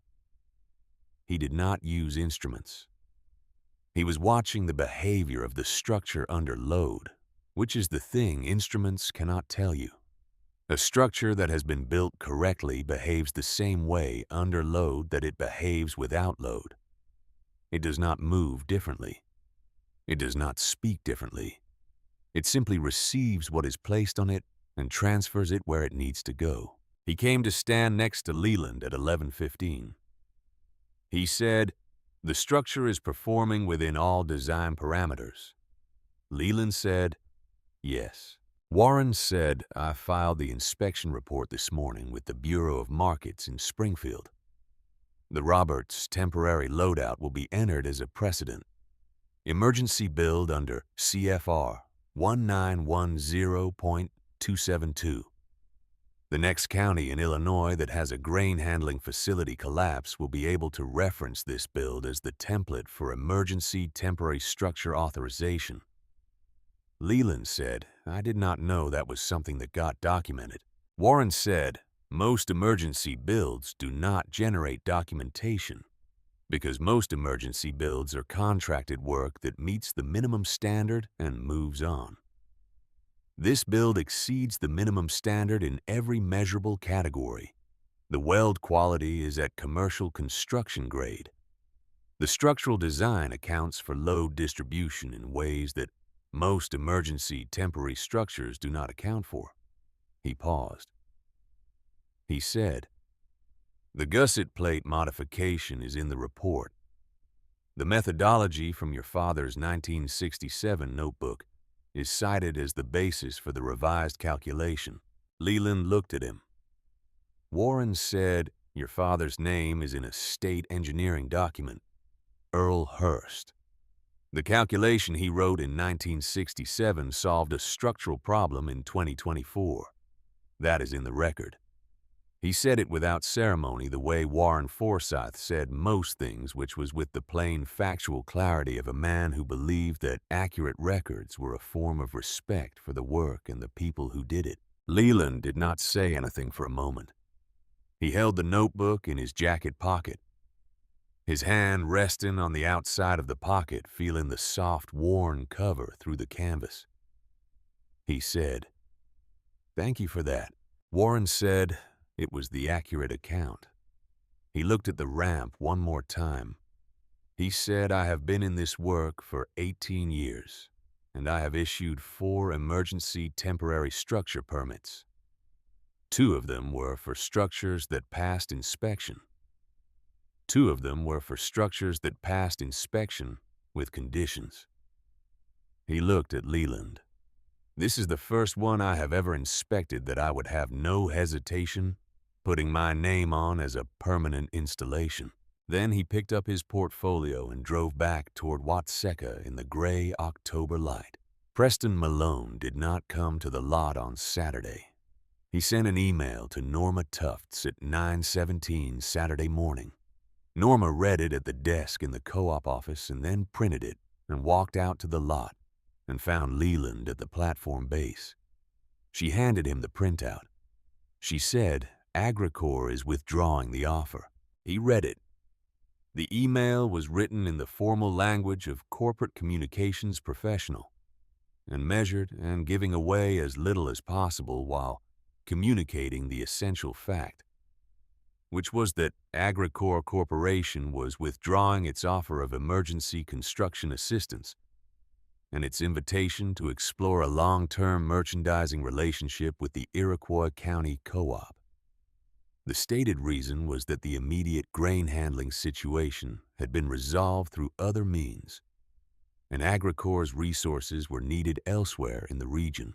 What the email did not say was that Agricor's regional office had received a letter that week from the Illinois Department of Agriculture, noting that the incentive structure in Agricor's standard grain handling assistance contracts, specifically the provision linking emergency assistance to long-term exclusive merchandising agreements, was under review by the Bureau of Markets for consistency with state agricultural cooperation statutes. The letter had not made findings. It had asked for documentation, but in the language of regulatory review, a request for documentation means someone is paying attention, and companies like Agricor understand what it means when someone is paying attention. Leland folded the printout and gave it back to Norma. She said, "Does this surprise you?" He said, "No." She said, "The co-op board meets Monday morning. There will be a motion to send a formal letter of thanks to the Cross Brand Club and to Warren Forsyth." He said Warren was doing his job. He does not need a letter. She said he went on record under Section 4.7 for a build signed by an engineer with a lapsed credential. He put his name on this structure. Leland said he put his name on it because the structure was correct, not as a favor. Norma said, "I know that. The letter is not for a favor. It is for the record. It puts in the official record what he did and why and what the result was." She paused. She said, "The same way Warren's inspection report puts in the state record what you and your father did and what the result was." Leland thought about this. He said, "All right. The letter is appropriate." She said the board also voted this morning to lease the temporary ramp from the Cross Brand Club for $4,200 a month through June 2025, while the new permanent bin is designed and contracted. 9 months at $4,200 is $37,800. After your materials cost of $24,820, the Cross Brand Club Emergency Fund nets $12,980. Leland said, "The fund goes back in for the next time." She said, "And the ramp structure itself reverts to the Cross Brand Club when the new bin opens. The steel and the oak and the conveyor assembly. Yours to use again." He said, "Or whoever needs it next." She said, "Or whoever needs it next." At 2:15 Saturday afternoon, the 14th and final rail car on the Iroquois County spur was filling. The truck queue had run to its last loads the farms that had been waiting since Wednesday, finding their way through the gate in the right order, the manifest closing out entry by entry, in Norma's careful handwriting. Calvin stood at the base of the ramp and watched the last 3 trucks go up and come down, with the look of a man doing arithmetic in his head and finding it come out correctly. He said to Leland, "How many bushels total?" Leland said Norma's manifest shows 53,200 bushels across 53 farms. Calvin said, "At $4.62 per bushel." Leland said, $245,784 distributed across 53 farm families. Calvin was quiet for a moment. The math sat in the October afternoon air between them, the way the math of something consequential sits not abstractly, but with the specific weight of what it represents. 53 families. The November mortgage payments that would be made, and the ones that would not have been made. The grain that had left Roberts on the rail instead of sitting in the rain. The difference between those 2 outcomes, measured in the specific dollars that specific people needed to get through the winter. Calvin said, Leland, the 7th truck that went up Saturday morning. The old red International. Leland said Ruth Greer. Calvin said she came back this afternoon. While you were at the platform. She brought Dorothy a pie. She said to tell you that the International belonged to Raymond and that it made the ramp at 20 miles an hour without complaint, which is more than she can say for some of the newer equipment she has driven. Leland said, "That sounds like Ruth Greer."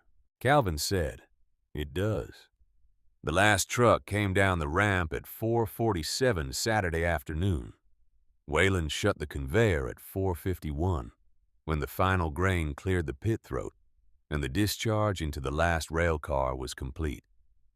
The silence that followed the conveyor shutting down was the particular silence that arrives at the end of a mechanical operation that has been running for 22 hours.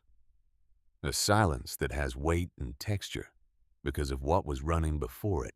The 14 covered hopper rail cars on the Iroquois County spur sat loaded and sealed on the siding in the gray Saturday afternoon light. The Iroquois County rail line freight pickup was scheduled for 7 that evening. The cars would roll to the Decatur ADM terminal overnight and arrive Sunday morning, and the corn would settle at the market price, and the checks would go out to the farms within the standard clearing period. The 7 men stood in the gravel lot in the afternoon. They were tired in the way that people are tired after 3 days of work that mattered, which is a different kind of tired than the kind that comes from 3 days of work that did not matter. It sits differently in the body. It does not feel like depletion. It feels like something was used for its right purpose, and the using left a residue of correctness that tiredness does not entirely obscure. Adley said, "Leland." The welding rig. Leland said, "Yes." Adley said, "There are 6 primary load-bearing welds on this structure that I have been looking at for 3 days." He paused. He was not a man who used words extravagantly. He said, "I have been welding for 31 years. Those 6 welds are as good as any I have seen on a working structure." Leland said Caterpillar had a standard. Adley said Caterpillar had a standard. He looked at the ramp. He said, "Your father's notebook. I did not know until Calvin told me this morning that it was Earl Hurst's work. I knew Earl. Not well. He was older than my father. But I knew him. Leland said most people did. Adley said Earl built the spur structure in 1967, and you connected your ramp to it in 2024. And between those two things, 53 farms cleared their harvest before the rain." He shook his head slightly, not with disbelief, but with the particular appreciation of a man who understands what it means for work to hold across time. He said, "That is something." Leland said, "That is something." Dorothy came out of the kitchen tent at 5:15 and walked to where Leland was standing near the ramp base. She stood beside him and looked at the 14 loaded rail cars on the spur. She said, "The rain is 2 hours out according to the radio." He said, "The corn is loaded." She said, "I know." He reached into his jacket pocket and took out the notebook. He held it in both hands and looked at it for a moment, the soft marbled cover, the rounded corners, the decades of use in the weight of it. He said, "I have been thinking about something since Wednesday night." She said, "Tell me." He said, "When I was sitting in the shop at 5 in the morning looking at the expired credential, I opened the notebook to the last page. The 3 sentences Earl wrote at the end." She said, "I remember those sentences." He said, "The third one is the one I have been thinking about. These are not the same thing, and when they come apart, you need to decide which one you believe in." He paused. He said, "Earl wrote that for me. He wrote the whole notebook for me. He knew I would need it, and he wrote it so it would be there. Dorothy said yes. That is what he did. That is what he... Leland said, I have a son who knows how to work, but who has not spent enough time around structural decisions to know how to think about them. Owen understands equipment, and he understands farming. But the engineering piece, the way of thinking about load and distribution, and how things hold together under pressure, he has not had enough time with that. Dorothy said, you could teach him. Leland said I could. He looked at the notebook. He said, or I could start writing it down. The way Earl wrote it down. Not for now. For whenever Owen needs it. She said a notebook for Owen. He said, the same kind. The black and white. I have 2 of them in the desk in the shop. I bought them at the Buckley hardware store 6 years ago and never used them. He turned the old notebook over in his hands. He said, I am not going to start a new one. I am going to write in this one. After Earl's pages. My own. Dorothy looked at him with the expression that had nothing of the resigned love in it, and everything of the other kind. She said, Leland. That is exactly right. He put the notebook back in his pocket. The Iroquois County Rail Line freight train came through the Roberts Spur at 7:14 Saturday evening, 14 minutes behind the scheduled pickup, and the 14 loaded covered hopper cars rolled out of the siding and joined the freight consist, heading south toward Decatur. The locomotive's headlights swept the lot as it moved past, throwing a moment of hard white light across the gravel and the ramp structure and the empty corn pile space where 184,000 bushels had sat 3 days ago. And then the train was past, and the light was gone, and the lot was in the quiet dark again. Several of the 7 men had stayed to watch the pickup. They stood at the fence line near the spur and watched the cars move out. Nobody said anything while it was happening. After the train cleared the spur and the crossing lights went dark, Garth said, there it goes. That was all anyone said about it. The rain arrived at 4:42 Sunday morning. It came in on the northwest wind the way October rain comes in across the Illinois flatland. Not with thunder, not with the dramatic announcement of a summer storm, but quietly, steadily with the serious intention of a system that has been tracking across the plains for 4 days and has arrived at its destination and intends to do what it came to do. 2.4 inches fell across Iroquois County over the 18 hours from 4:42 Sunday morning to 10:51 Sunday night. It fell on the harvested fields and the empty roads and the Roberts Co-op lot and the empty rail spur where 14 covered hopper cars had been loaded with 53,200 bushels of corn the previous afternoon, and were now 70 miles south and rolling into the Decatur ADM terminal in the pre-dawn dark. It fell on empty gravel. Calvin drove out to the Roberts lot on Sunday afternoon after the rain stopped. He had called Leland, and Leland had said he would meet him there. And when Calvin pulled in, he found Leland's truck already parked near the ramp base, and Leland standing at the top of the dump platform in the gray post-rain light looking out at the spur. Calvin climbed the access steps and stood next to him. The lot was quiet. The temporary drive-over ramp stood against the rail spur loadout structure. In the damp October afternoon, its oak timber deck darkened by the rain, its I-beam frame beaded with water. The whole structure occupying its 48 feet of gravel with the solid, settled presence of something that had been built into the ground and intended to stay. The collapsed silo shell leaned at its 14-degree angle on the far side of the lot. The corn pile gone now, the gravel underneath it, swept clean by the co-op crew that had worked Saturday after the last truck left. Calvin said, "What does the ramp do now?" Leland said, Norma said the board voted to keep it running through the full fall harvest and through the winter while the new bin gets contracted. They are expecting the demolished bin site to be cleared by December, and the new bin design to be out for contractor bids in January. New bin opens June 2025. Calvin said 9 months. Leland said 9 months at $4,200 a month, $12,980 net after materials. Back into the emergency fund. Calvin looked at the ramp structure. He said, Leland, the Cross Brand Club, when you started it 11 years ago. Leland said, I started it because I needed a telehandler in 2013, and the only man in the county with a telehandler available was Marlon Tobler.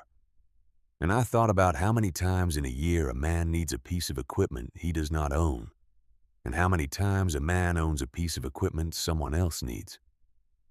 And the math suggested an arrangement that benefited everyone. Calvin said, that is how you describe it when someone asks. Leland said, that is what it is. Calvin said, it is also 7 men who showed up before sunrise on a Thursday morning when the elevator went down Wednesday afternoon. He paused. He said, I called those 6 men at 5:48 Thursday morning, and every one of them said yes before I finished explaining what we were doing. Not after. Before. Leland said, that is the Cross Brand Club. Calvin said, that is also something else. He looked at Leland. He said, my grandfather used to say that a community is not the buildings or the roads or the grain elevators. He said, a community is the people who answer the phone before you finish asking. Leland said, your grandfather was right about that. The 2 men stood on the dump platform of the temporary drive-over ramp at the Roberts loadout on the Sunday afternoon after the rain, looking out at the spur where 14 empty rail cars had stood 2 days ago and were now on their way back from Decatur empty, ready to be loaded again. The Illinois flatland ran flat and wet to every horizon. The October fields dark with rain-wet stubble, the sky beginning to show pale breaks in the cloud cover to the north where the system was clearing. Leland took the notebook out of his jacket pocket. He turned it over in his hands. He said Earl built the spur structure in the summer of 1967 with a crew of 4 and a hand level and a surveying chain. He built it to last, and it has lasted. We built a ramp that connects to what he built, and the ramp worked and 53 farms cleared their harvest, and the corn that Raymond Greer poured the concrete to store went out on the rails before the rain. He looked at the notebook. He said, all of that happened because a man sat at a kitchen table in 1967, and in 1974, and in 1981, and wrote down what he knew so that the knowledge would not die with him. Calvin said, what are you going to do with the notebook? Leland said, I am going to add to it. He said, there are pages at the back that are blank. I am going to write down what I know the same way Earl wrote down what he knew. The calculation from Friday morning, the gusset plate solution, the way to think about load distribution on this soil and this ground in this part of Illinois. He paused. He said, my son Owen. He is 31. He farms ground 3 miles east of us. He is a good farmer and a good man, but he has not had the engineering piece, and at some point he will need it. Calvin said, you are writing the notebook for Owen. Leland said, I am writing it for whoever needs it. The same way Earl wrote his, for whoever needed it. He did not know it would be me. I do not know it will be Owen. He looked at the ramp structure, the rain-darkened oak deck, and the I-beam frame standing in the gray Sunday light. He said, you write it down, and you build it correctly, and you maintain what you have, and you show up when someone calls before sunrise. That is the whole of it. That is everything. The pale light was spreading north across the cloud cover. The October afternoon slowly clearing the way October afternoons in Illinois clear, after a rain system passes methodically, and without drama, the sky going from gray to pale gray to a thin washed blue at the edges. The corn was in Decatur. The ramp was standing. The notebook had pages to fill. Leland put it back in his pocket and climbed down from the platform and walked across the wet gravel toward his truck. And the notebook went with him. The weight of it the same weight it had always been, which was the weight of what a careful man writes down, so that what he knows does not disappear when he does. The bin had collapsed on a Wednesday afternoon. The corn had moved by Saturday evening, and somewhere in the pages of a composition notebook that had been sitting in the bottom drawer of a shop workbench for 12 years, the answer had been there all along, written in the hand of a man who understood that the most consequential things you build are not always the things you can see standing in the October light. Sometimes the most consequential thing you build is the knowledge you leave behind for the person who will need it on a Thursday morning when the elevator goes down and the rain is coming, and the only question that matters is whether someone wrote it down before you needed it.